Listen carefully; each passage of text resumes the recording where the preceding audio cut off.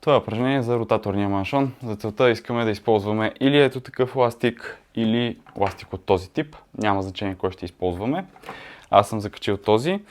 Закачаме го на ниво малко под нивото на гърдите.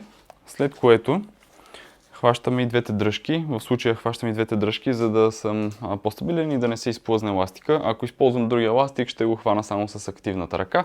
Другата е само опорна. Ето така влизаме в позиция. Лявата ръка в случая ще бъде опорната и я поставям така, че да имам сгъване на 90 градуса в рамото и в лакътя. И активната ръка, в случая дясната, тази, която е откъм камерата, я поставям по същия начин върху опорната. След което движението е просто ето това. Не искам лакътя да се отлепва от опорната ръка. Искаме да си остане плътно прилепен и движението да идва само от рамото.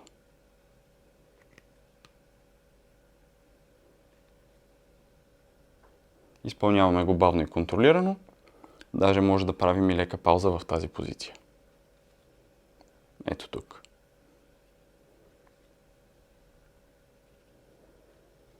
Когато стане по-трудно, е съвсем натурално да почнем да сваляме ръцете надолу.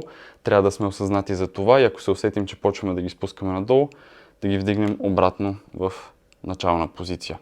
90 градусов ъгъл в рамото и лакътя така или иначе искаме да е на 90 градуса. Това е.